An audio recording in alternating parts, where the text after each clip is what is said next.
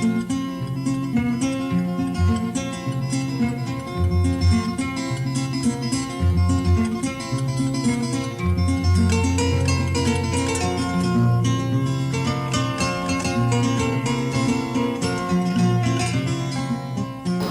voudrais juste vous dire que l'Académie nationale des sciences, des arts et des lettres du Burkina Faso est une autorité scientifique indépendante de haut niveau, placée sous le parrainage du chef de l'État.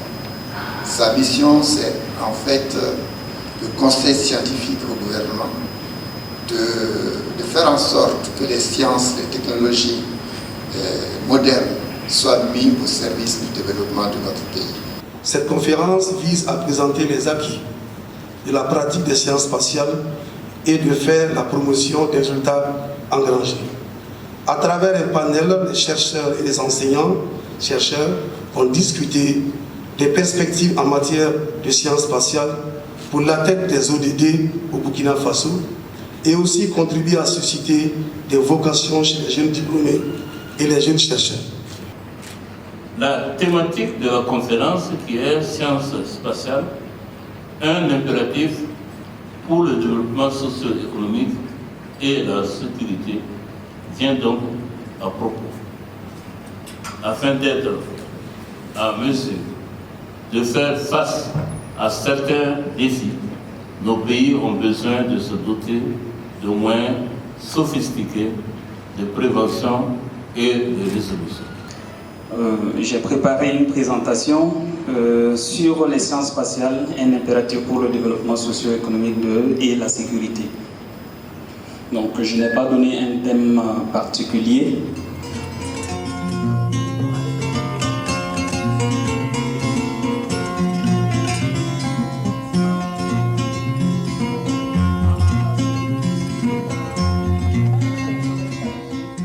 Le premier communicateur a fait une généralité sur les sciences de l'espace. Moi, je vais plutôt présenter des résultats de recherche qui nous permettent de comprendre l'interaction Soleil-Terre de façon générale.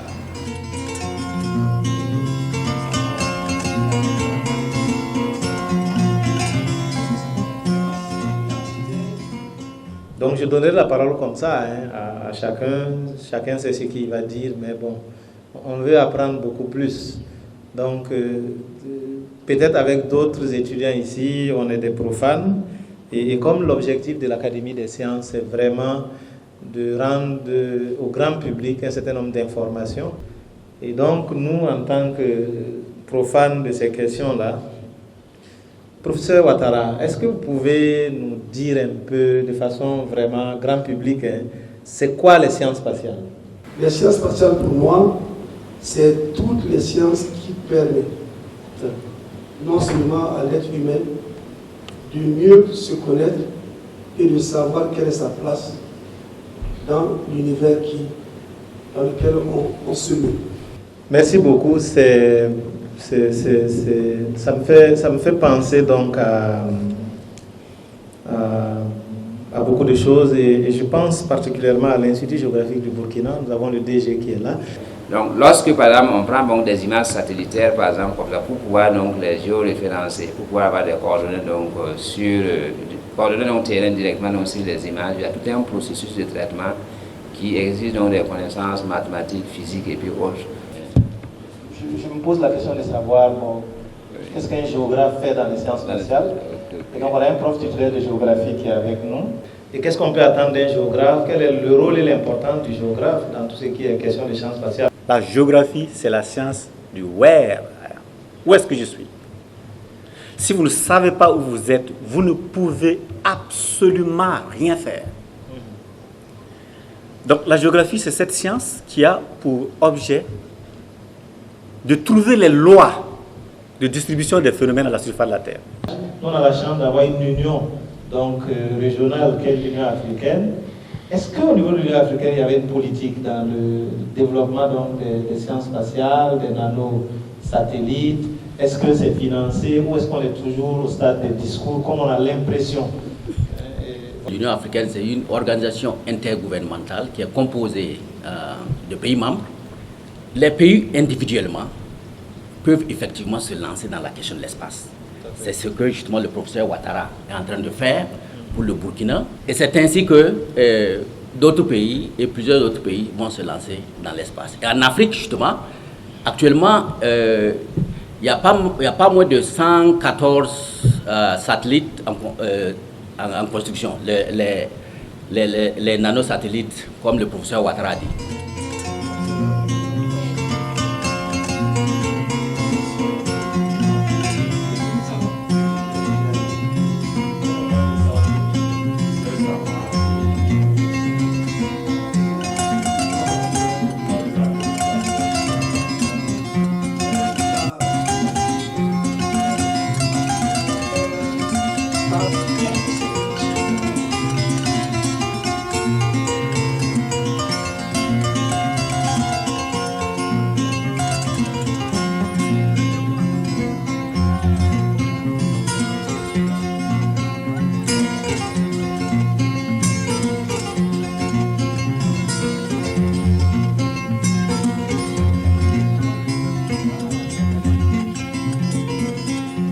Mais ça s'approche de moi, hein. C'est ça.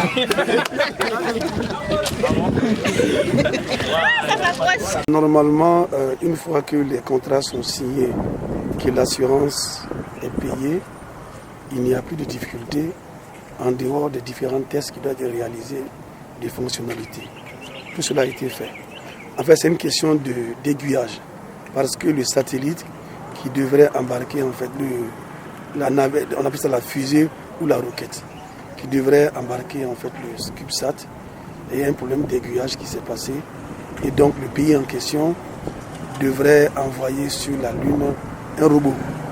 Et donc comme c'est leur roquette, ils ont privilégié en fait un truc de défense nationale.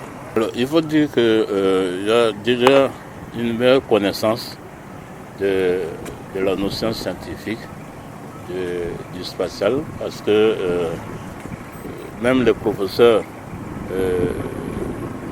vont apprendre encore un peu plus. Ça ne veut pas dire qu'ils connaissent tout, mais sauf les professeurs qui ont effectivement étudié dans les sciences spatiales, qui peuvent encore connaître un peu plus. Alors maintenant, on vous explique que selon certains types de circonstances, il arrive qu'il y ait des zones qui soient, on va dire, presque invisibles, et d'autres zones qui sont, par exemple, visibles. Alors si déjà nous apprenons à faire un arrêt sur la séparation de ces zones, bon, ça peut permettre à ceux